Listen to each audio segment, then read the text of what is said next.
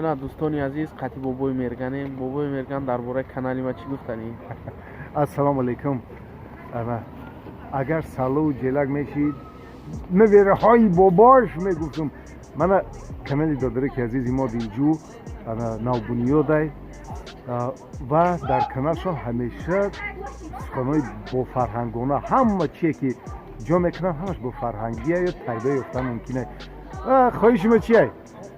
دیرجو رو دستگیری کنین و مصفیدی بابی تونم قطعی تونم بچم برکت بیارید.